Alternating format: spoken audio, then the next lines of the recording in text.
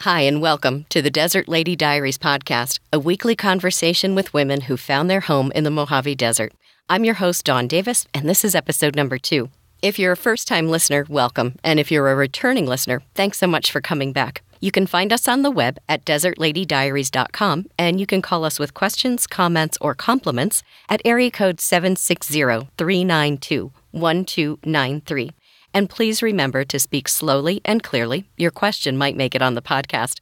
In this episode, we're talking to Miri Hunter, who came to the desert to rest for a couple of months, never left, and started her own band. A word about the audio in this particular podcast. Miri was my first interview, and I think I was so excited that I neglected to do some technical things that would have made the sound a little bit better. So I did what I could in the editing process, or tried to fix it in post, as we say in the business. Thanks for your patience. Here we are, Desert Lady Diaries podcast, and today's guest is Miri Hunter. Miri is the frontman for the band Hunter and the Wick'd. She's also a playwright and an actor who I've had the pleasure of performing with at the High Desert Cultural Center, which is an awesome space up here in Joshua Tree. Miri has had art exhibited at the Glass Outhouse Gallery, which is out in Wonder Valley, and also currently is exhibiting at the 29 Palms Art Gallery, which is, I think, is that in the Chamber of Commerce? No, it's separate from the Chamber. Okay. In the Summer Nights exhibit, which I do think runs, though, until the end of September of 2017. Which is at the Chamber of Commerce. Oh, okay, great. So okay. All right, gotcha. Is your stuff still at the 29 Palms Gallery? Yes, until the end of July, I think. Oh, okay. Or August, I'm not sure, but yes. yes. Oh, okay, good. Miri is also an adjunct associate professor at St. Mary's College in Moraga, California, and I don't know where Moraga is, being new. Yes, well, it's not here. Okay. It's in the Bay Area, and it's east of Oakland. Oh, okay, cool. We're just going to dive right into this. Okay. How did you get to the desert? Well, I was living in LA, and I was doing the acting, music circuit in LA, and I just got tired. So I had a friend who said, hey, why don't you, because she had been trying to get me to the desert for years. She says, I've got a house. Come stay at the house for 2 or 3 months, recharge, go back. Mm-hmm. So I did, finally, and I just never went back. It's funny how that happens. I just couldn't remember why I was going back and I was close enough because her house was in Moraga Valley. Oh, okay. That it was like I thought it was just a quick back and forth. Right. So that's how I got here. And now you're at the opposite end of Highway 62, 29 Palms Highway at the other end. Yeah. Which is fabulous, yeah. So when you came and you stayed for a little while, what do you think it was about here that just sunk into your soul? It was, I remember the first instant I probably felt I was going to stay was one night I had driven back to the house and I got out of the car, I looked up, and there were all these stars. Oh my gosh. And I hadn't seen that many stars since I was a kid. Because I'm from a small town, and I just went, oh. Yeah. Oh. It's pretty breathtaking. It is pretty breathtaking. Yeah, I had a friend in from LA this past weekend, and we were out at a really dark spot, and we saw the Milky Way, and it really is unbelievable. And did you know that we were just designated a international dark sky park? Oh, that's awesome. Joshua Tree National Park. So that's awesome. That's great. It'll bring more people, which is it's a coming. That's kind of a touchy subject for everybody that's here, but it's a good place for people to really enjoy the stars. Absolutely. You felt that, you looked at the sky, and then you said... I said, well, you know what, Miri, you can just, you were going to write. Why don't you just, take some time to write? Mm-hmm. And I did write a couple of things, but then I got pulled into the music scene here, which was, I was very shy about it to begin with, but people kept, encouraging, and I started to play, doing some of the open mics and things, and then adding people to a band and things like that. And so... there was something to do musically every night. Right. Oh, yeah. This is crazy. I mean, I didn't go out this much in LA. Right. But now here, you could go out every night, and there's different people, and and just the people were just wonderful. So very nurturing to a creative soul. That's awesome. You were in Moraga Valley, decide that you're going to stay. How long was that time period of, I'm out here and just relaxing and writing, to, oh my gosh, I really love this place, and I think I'm going to move. So how was that process? I think it took me... I think I knew pretty soon, like maybe a week or so, that I was going to stay. Oh, wow. But I stayed in Moraga Valley because my friend wasn't around. Oh, she was great. like doing whatever her life. And I think after about 3 months, I found a house out here in Joshua Tree. Okay. And I stayed there for almost, I think maybe it was 2 years. And then I decided, I think I really am going to stay.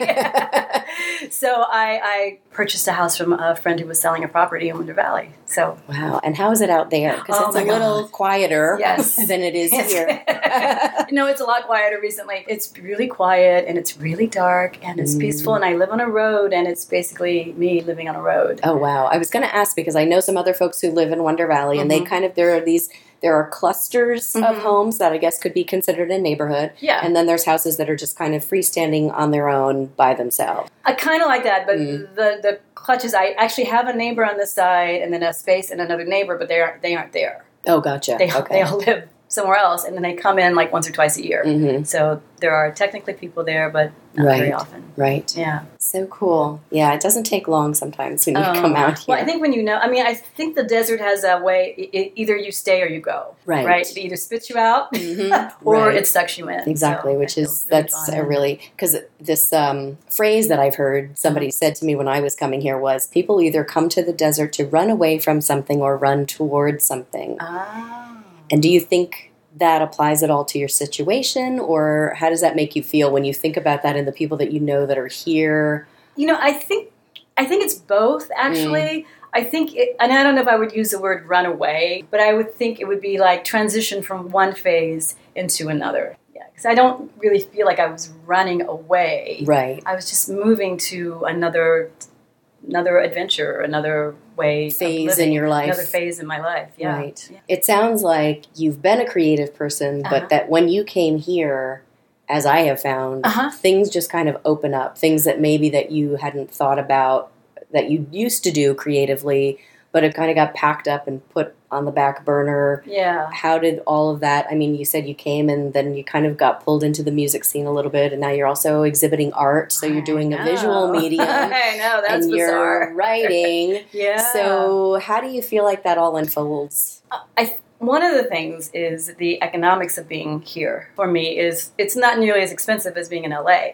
So I have more time. So I think the desert gives you time, and because it's open and expansive, you become open and expansive. I love that. Yeah, so you kind of go, oh, I meant to do that. Oh, now I can do that. Right. Yeah, so taking off the economic pressures, and then just being in an open and expansive space gives you more energy. Gives you more energy, actually. And I feel the same way. And I'm up super early. Oh, are you really? I don't know about you, but I am up, I was up for a while just because some of my work is on the East Coast. So I'm kind of meeting East Coast deadlines. Right. But at the same time, I think just, the sun rising at 5:30 in the morning, and it's so beautiful. It's almost like you don't want to miss it. Yeah.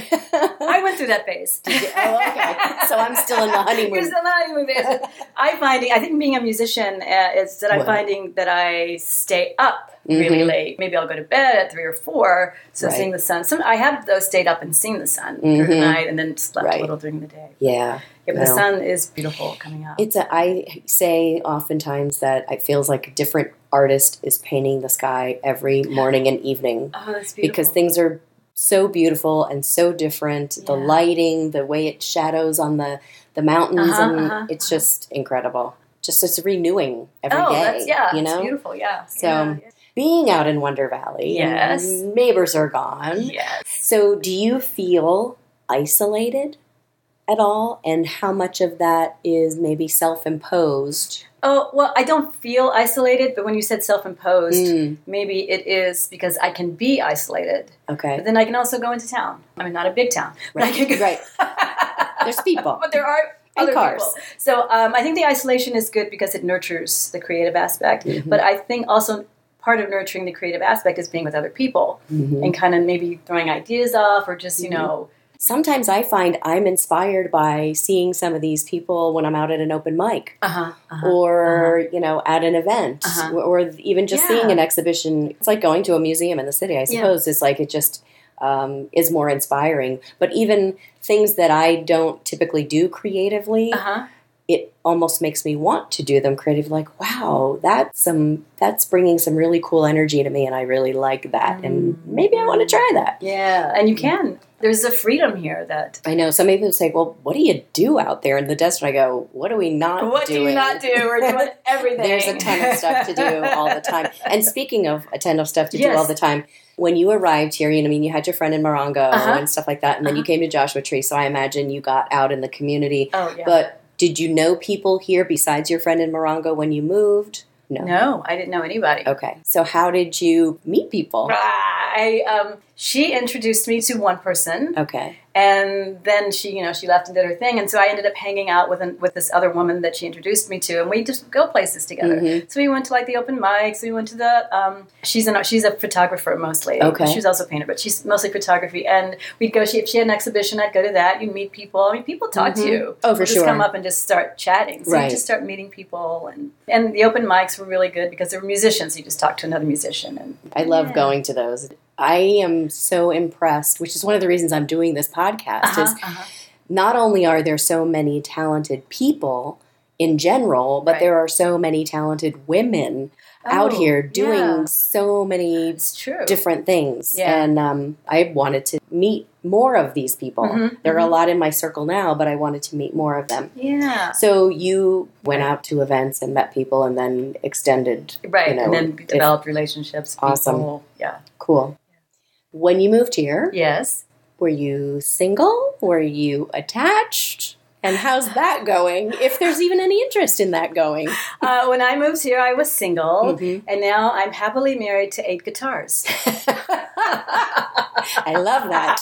Yes. So, which is, I think in my life I maybe at most ever had 2, and so now I have 8. Oh my goodness! And it's this thing of which one do you play, and of course you end up playing the same one a lot, and so it's so funny because each guitar has a personality and goes with a certain thing, and then when you're doing a gig, it's like, well, how many guitars am I taking? One, which one? And then you put them away. You go, oh, I forgot about that one, and one day I counted, I only got to 7. I'm going, where's my other guitar? And then I remembered what it was and where it was. So you're happily married to 8 guitars. Yes, I'm happily married to 8 guitars. What are some of your favorite things to do here, or what are some of your favorite things just about being in the desert in general? Well, I'm not sure this answers your question, but anyway, my answer is I like going to Palm Springs. This is because in the high desert, it's pretty rural, right? I mean, I live on dirt roads and et cetera, and I love it.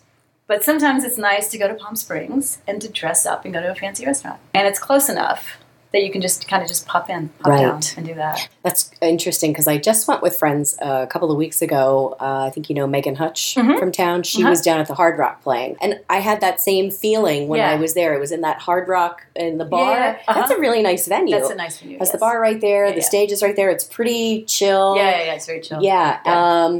And I said, oh, I kind of feel like I'm back in LA for the night. Just for the night. But I can go home right away. Exactly. Yeah. So how often do you get back and forth to LA? Do you go often? I only go, to be honest, I usually go if I have a performance or an audition. Otherwise, I don't go. Right. That's the same with me. Or I have friends. Oh, I see. So I'll, take the train in and see my friends. Well, that's nice. Yeah. I don't even do that, but that's nice of you. Well, sometimes, Yeah. Have there been any, obviously, creative pursuits? There have been some new things that you've tried, but anything like desert-related that you find that you're trying that you didn't ever see yourself, things you might not have seen yourself doing in a city versus... I'm hiking more. Oh, okay. So that... Right. I think the thing that I'm doing more here that I didn't really do visual art before. So... But there's a lot of visual artists here. I mean, it's like... There's a ton. Musicians, visual art, I don't know what there's the most of. But that, I really, I took some classes at the college. Oh, nice. So I've been kind of looking at that. And it's so... what's really fun for me, or was exciting for me, was like, you're in class, and you're taking this art history, and you're looking at these pictures.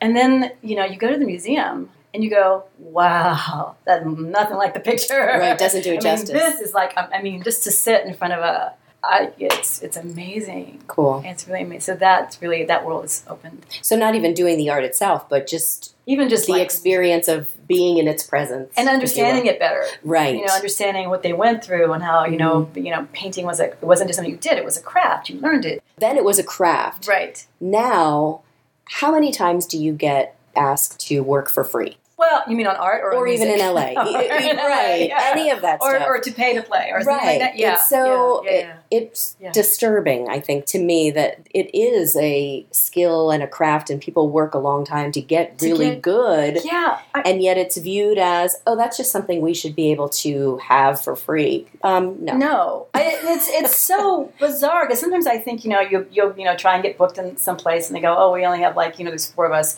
We only have $25. I'm like, really? Wow. Really? Or nothing. Right, and exactly. He goes, and you can play for tips. I'm like, really?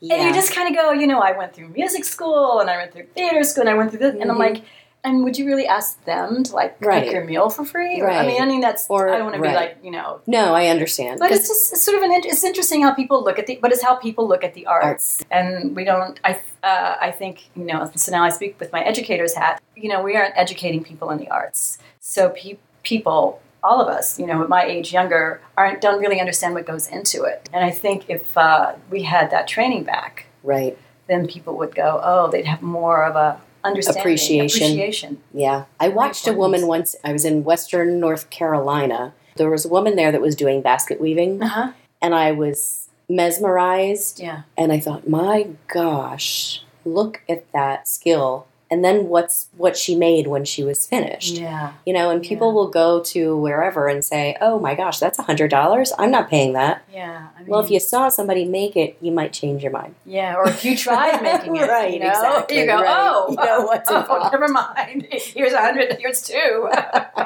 Is there anything when you moved here that you found surprising? Or just different from where you came from? Yes, but I can't mention it. Okay.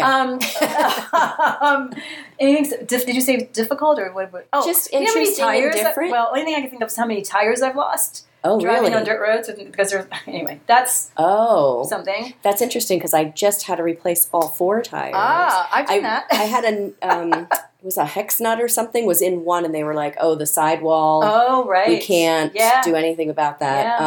And then I felt actually pretty proud of myself because my tires were 7 years old, and they still had plenty of tread on them. So wow. Yeah, but the guy said, "Well, 7 years, they're going to be dried out. You don't want to have a blowout." Et cetera, et cetera. So that's a good warning for me. Yeah, that is a good warning. Well, I've lost a few tires. Okay, in my 3 years up here. Yes. I think one of the things that I think is interesting is cars that are purchased just for the sake of having a car in front of someone's house to not make it look like no one's home.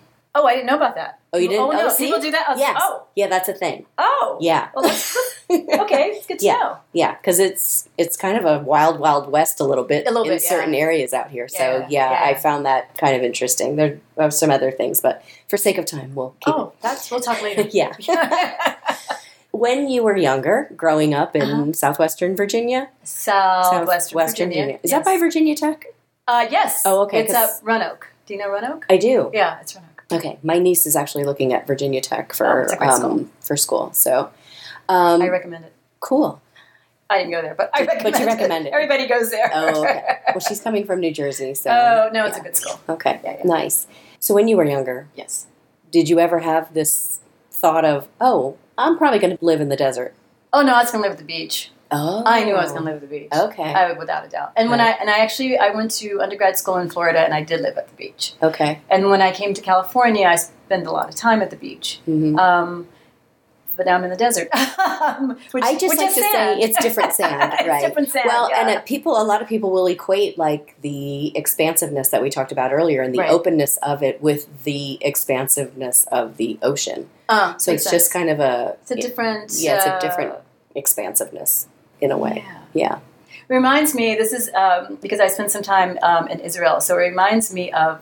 Like LA would be Tel Aviv, and here would be like Jerusalem. Oh, okay. So it's like that ocean, big city kind of thing, and then more of a spiritual center, like Jerusalem would be. So it reminds me of that. And have you found that here, kind of a spiritual sense of things?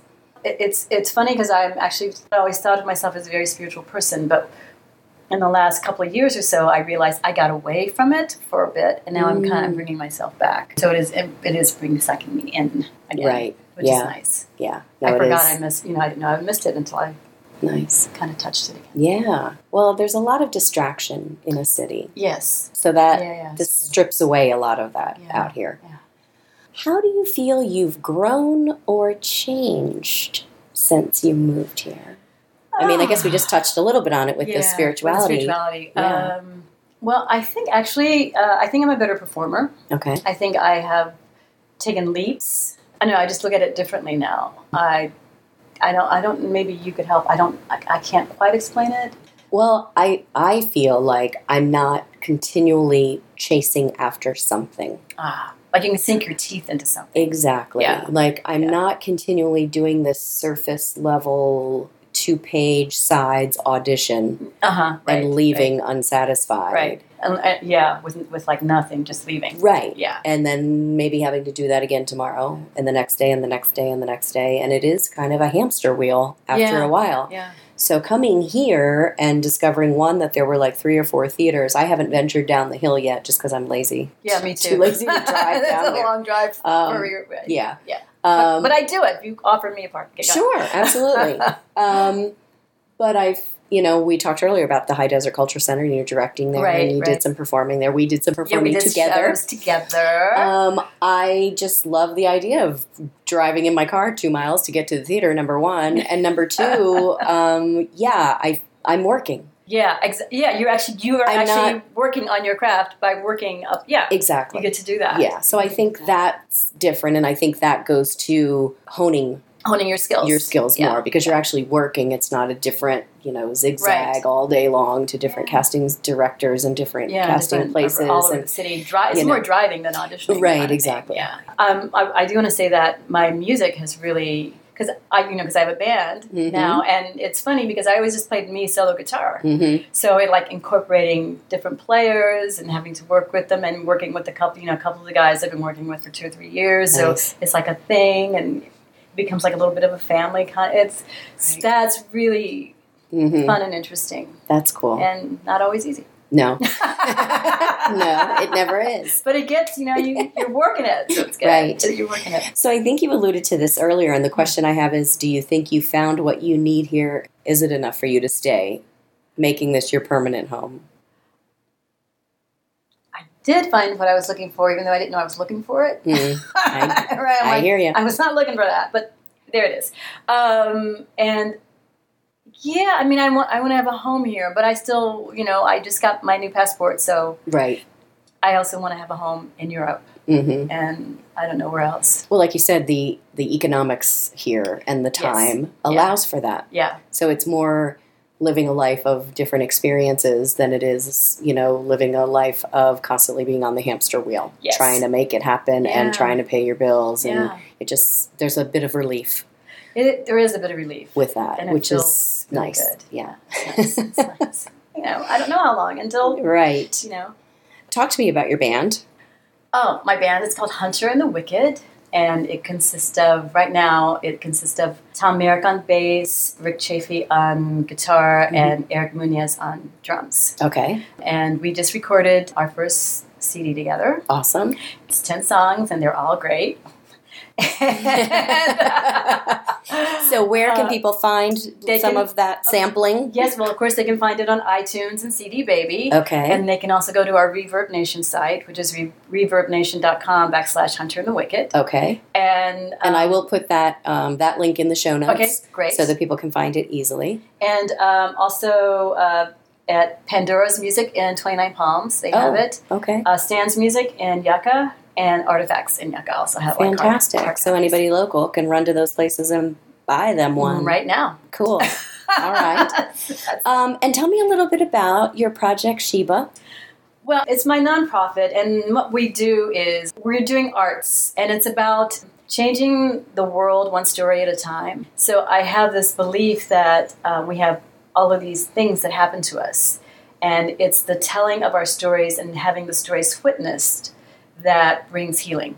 So the idea is, to tell your story, however, if it's a play, if it's a story, a song, and have it witnessed. That way you are seen, which so many people are not seen. And then that actually brings about a healing, in the spirit. Well, and you know what? I think about this a lot when we're on stage. Oh. That you never know who in the audience you're affecting. It's true. And even if it's just one person, it's helpful. Yeah. And I like that aspect of the storytelling side of things. It's just there's an identification there as human beings of, oh my gosh, they're telling something that I've been through. Yes. Yeah. That's so yeah. And even sitting in the audience when when you're touched. Right. Absolutely. When you touch someone. And that's why we do that's why we do this. That's why we're performers. Yeah. Exactly. Yeah. So are there any TV shows or any other music you're listening to besides your own that you want to share? Besides my own, I don't even know.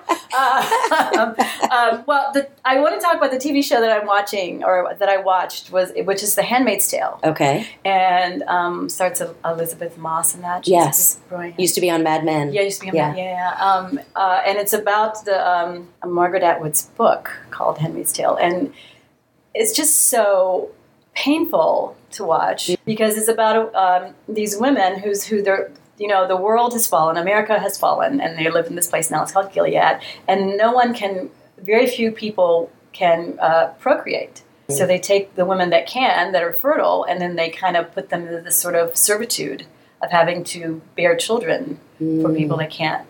Family, and then they just go from one family to the other. I mean, horrible. Yeah. I mean, just no. So it's about loss of personal freedom, and I teach a class on women's spirituality, and we talk a lot about controlling why our bodies as women are so important is because we can give life, and if you can control that, you can kind of control everything. So all of these things that are coming up with getting rid of clinics and Planned Parenthood, right?